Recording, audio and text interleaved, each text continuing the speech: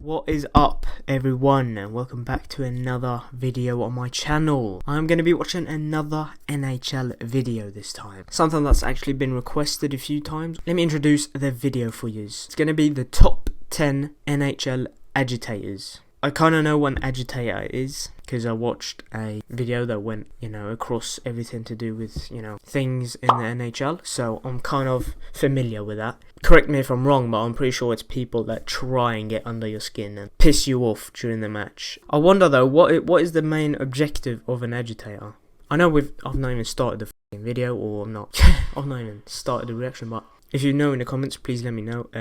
What is the main goal of an agitator? Is it just to piss people off and just make them angry so they play worse? Or is it just to make people maybe aggressive? Or is it just people that really just want to start a fight, that just feel the hunger of punching someone so they become an agitator? Let me know if you have a clue about that. Now, if you enjoyed the video or you liked the content that you just watched, please be sure to like the video, subscribe to the channel. That helps me a lot. I appreciate you lot doing that. And if you don't, to be honest, you can give me, what's it called?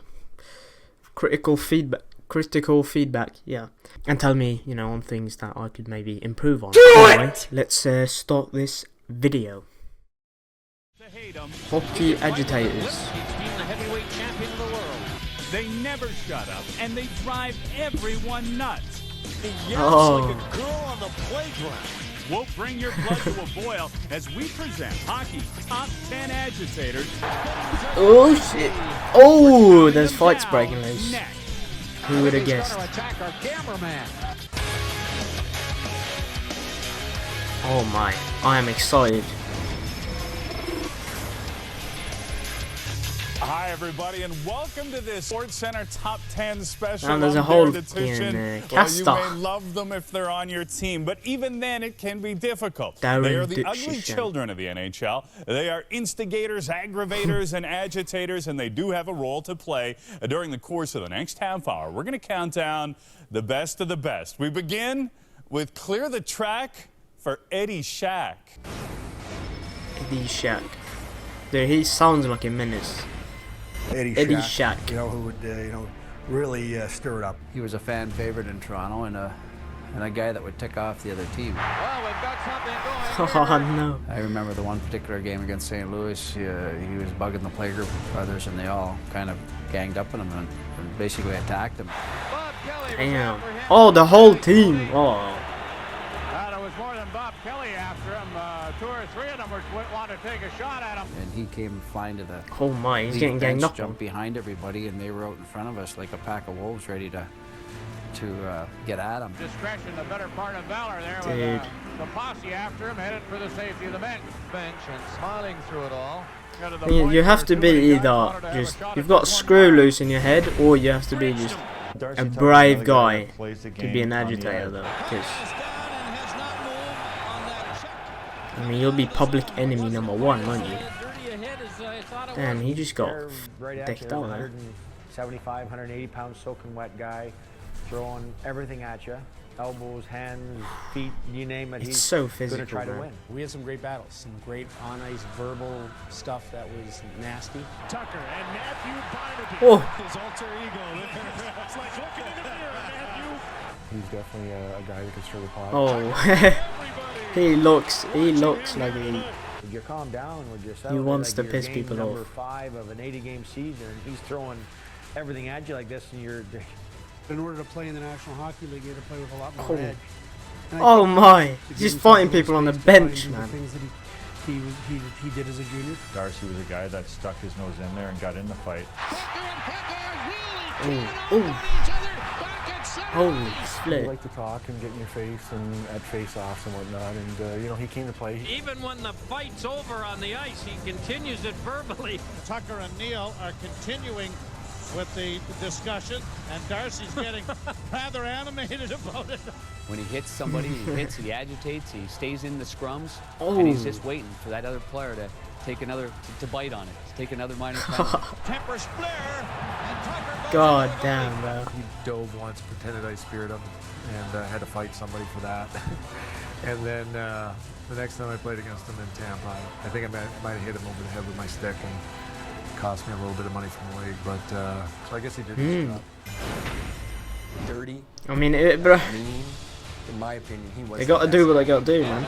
If they've got a part, they got to do what they got to do, man. He would really get things going. His team would be down. A few goals he'd get in his faces, and he would really stir it up. And I knew I was bigger than he was, and I knew I could, you know, I could model myself after a guy. I think you have to be physical to be one of these. I'm pretty sure. Oh, behind the back. You get a little nudge from Huntsy, and he'd tell you, we're not going down without a fight in this one. Huntsy knew what he was doing. Commit himself to do things that a lot of people. Oh, not in the nuts, man. Not in the nuts. Dubious hit on Turgeon. There's a giveaway. Turgeon scores. Hunter was frustrated.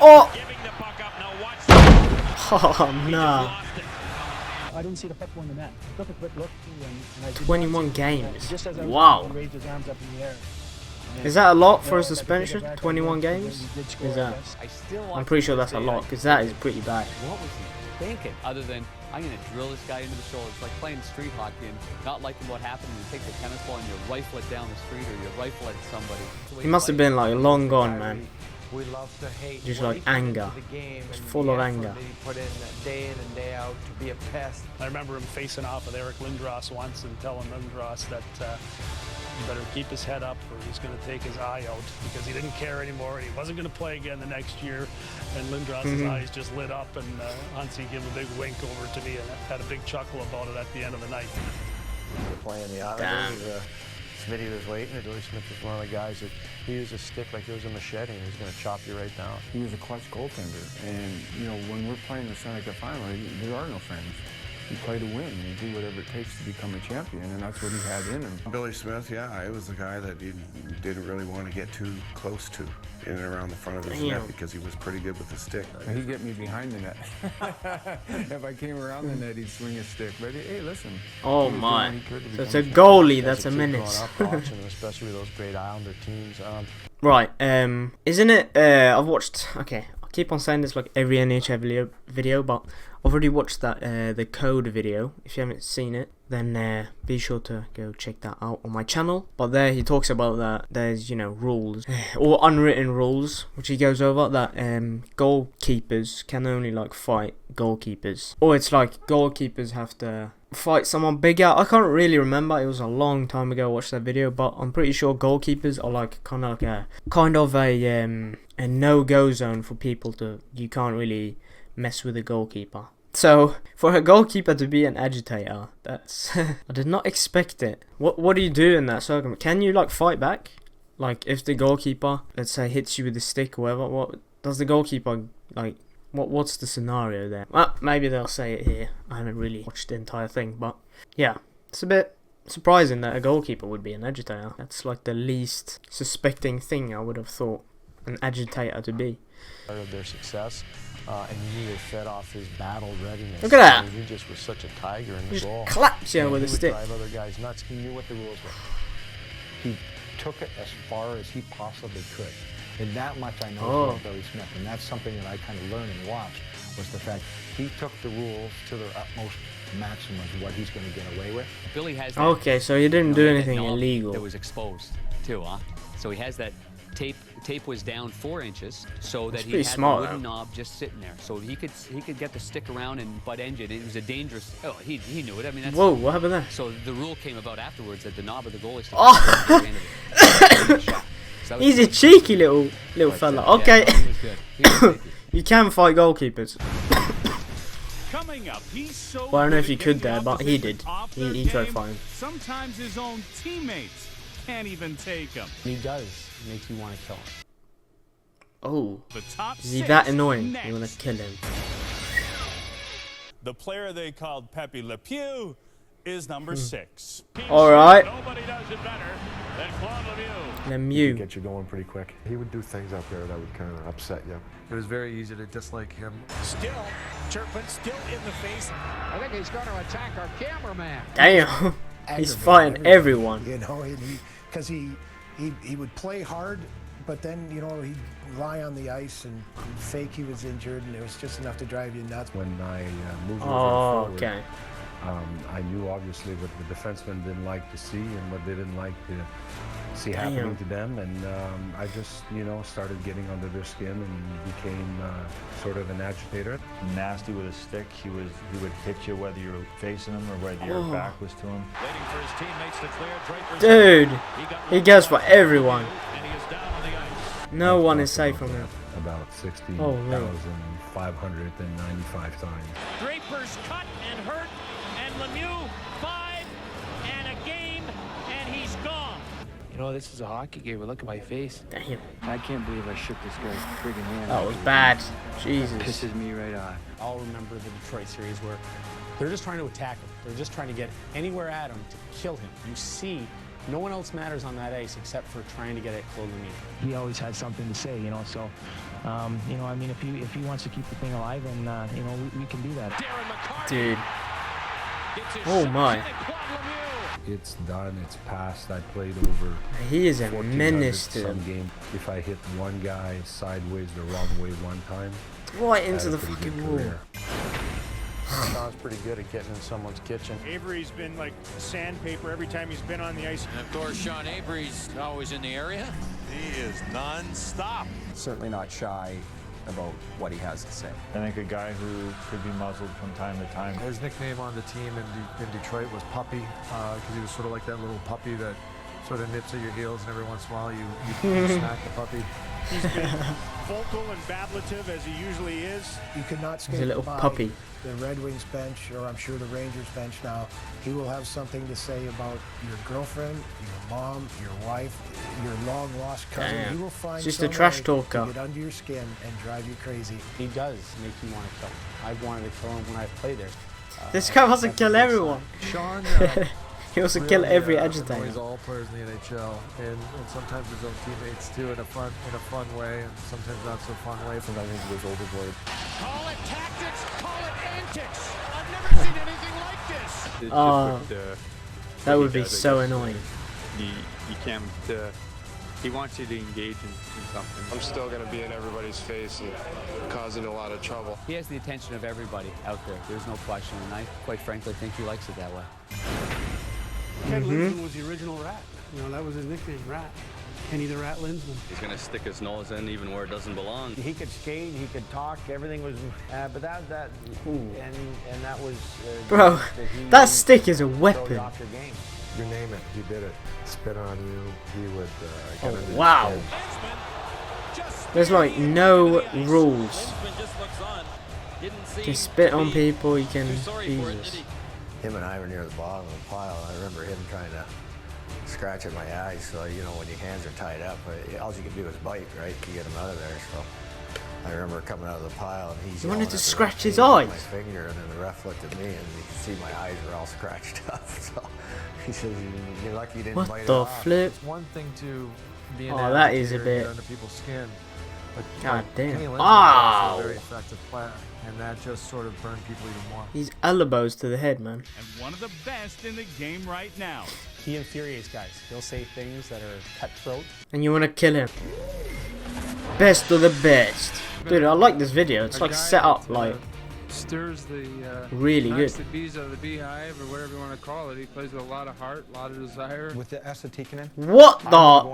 Chucked him over the wall. You're not chasing S out of the hockey game. Drove people crazy. He drove me nuts. But you know, at the end of the day, he was just doing his job. Max likes to chirp. He is getting under everybody's skin. He's just got that kind of face that I'm not going to lie. You watch it and you go. Dude, I wish this type of stuff was like normal in like football, like soccer. I mean, it does happen a bit, but imagine if there was people that actually try to get under people's skins. Or whether it's the Hal Gilmel, you know, it doesn't matter who it is. He would make it look like he's falling on the ice, and he would whack you right over the head and fall down. And he would spear guys, and he would give you that bump after the whistle just to try to, you know, upset somebody, or get somebody off the game, or maybe take a penalty.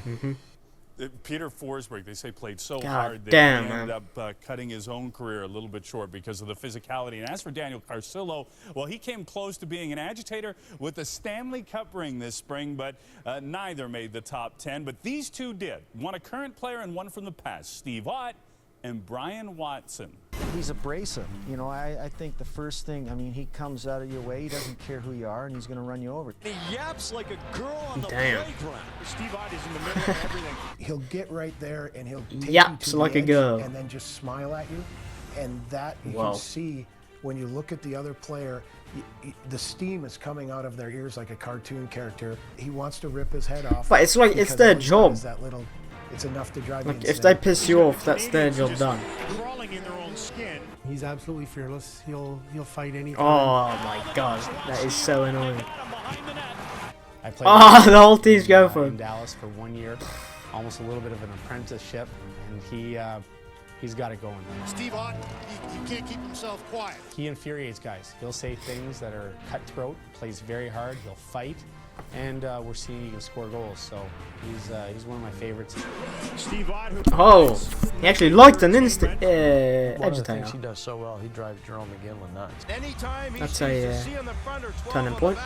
He's going to take a roll run at a He goes after Jerome McGinley all the time. These two guys have been battling all night long. For some my reason, I'll try to do it and take him just to the point where Jerome doesn't go off. Look out, Iginla and Ott right from the get-go. This a carryover from here we their go. last meeting when Ott hounded Iginla all night long. Always trying to get something going. Now he'll come out, just take a casual skate in front of their bench. I know just working with teams and doing games as a broadcaster, that the amount of players that would look at, would talk about Steve Ott. I mean, the Ott kid's not right. When he laces them up and gets out there, he's a little left to center. He's probably as smart at it as just about anybody in the NHL. Damn, bro. I couldn't imagine doing something like that. He was one of those guys. He was like just taking a random stranger, right? Guy, or player, and just trying to make him fucking pissed off. I mean, I got so mad at him one night, I deliberately shot the puck at his head rather than shoot it in. And you say, why would you do that? But he just got under your skin so much. He's a tough cat. He was a guy that played on some bad teams and competed unbelievably hard. He was very good with his stick. I remember because he used to make us do push-ups in hockey camp, and he'd smash us on the bottom just where there was no padding, so it would leave a mark. Obviously, Bobby Hall shadowed him around there, and you can see his nose is all over here, and his face is all scarred up. I've heard my father tell me stories, and I think that's when they first started shadowing players, and he shadowed my dad a lot. And I guess if my father gave you a compliment like that, you must have been really good at what you did. His nickname was appropriate, Bugsy. Wait till number 1.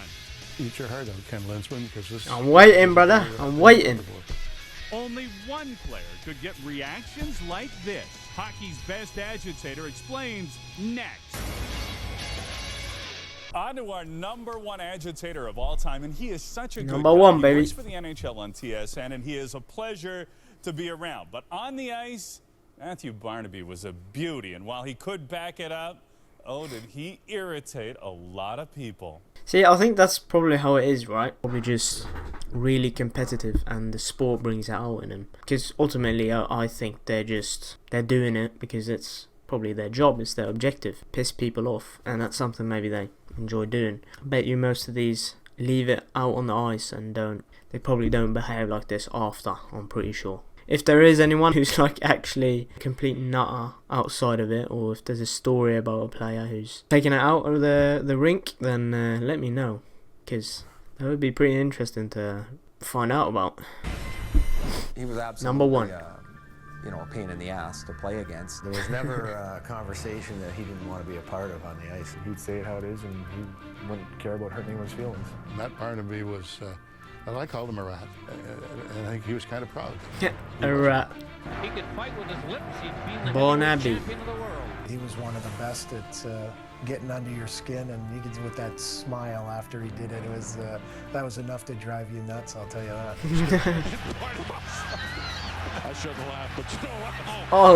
Oh yeah, he's crazy. If I were a player on another team, Barney, you want to sucker punch Barney because the scrum's happening, and he's always got his head over, and he's always chirping about something. And there's the smile. Yeah.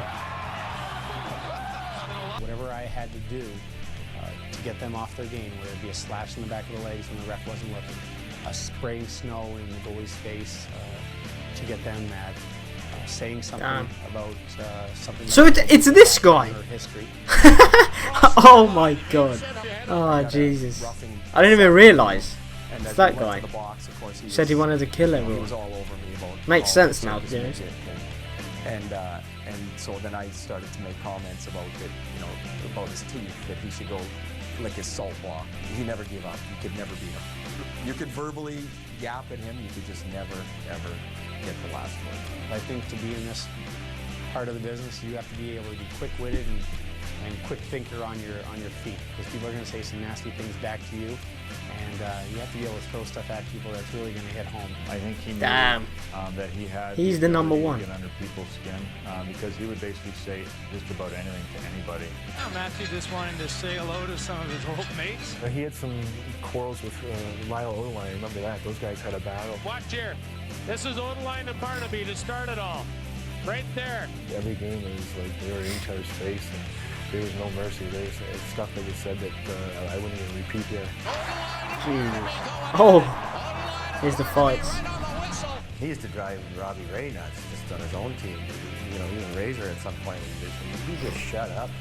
You know, and those two would get arguing, and next thing you know, it'd be a laugh fest for the rest of the guys listening to these two guys argue. He's a showboat, and he likes to run his mouth a lot, and thrives on attention. If you had like a low-end player or a lower-end player that, you know, was called up from the minors and he wanted to fight you, I think sometimes you say, you know, I don't even know your name. Turn around. Let me see the name on your back, because I won't know you in a couple days when they send me back on the bus to Fredericton. Different thing with lower-end players. Again, come wash my car. You know, you don't make enough money, I'll give you an extra $10 on the side so you can get by in the summer. And then the other stuff, I obviously can't say on the air. It's pretty bad. Nah, he seems chill. Like he seems like a nice guy. Irritating. As a matter of fact, we hope you enjoyed it. From all well, us here, obviously, thanks for watching. on the playground, it's different. Crazy how this is like a thing. There's just guys that do this. I mean, I think it makes the sport interesting though as well, to be honest.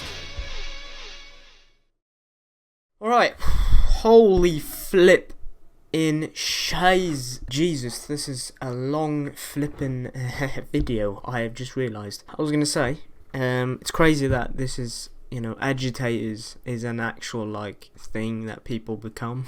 Pretty crazy that, you know, this is something that is a part of the sport, but I think it's entertaining. It makes it more complex, you know. As I said, like imagine if they had this maybe in like football or, you know, soccer. I mean, obviously there wouldn't be any like physical shit like there, because they'd just roll on the ground and just start crying. But, you know, imagine it being a lot more trash talk and people. I mean, there is a bit obviously in football, like you've seen the highlights, people hitting each other, blah blah blah. I don't think there's anyone who's got a job or who's got a proposition that is like you have to go and fucking piss that guy off so that he misses the goal. Yeah, that would be pretty interesting if they added that. So yeah, if you enjoyed the video, be sure to like, subscribe, comment down below anything you'd want me to watch. Anyway, hope you enjoyed. We'll see you in my next one.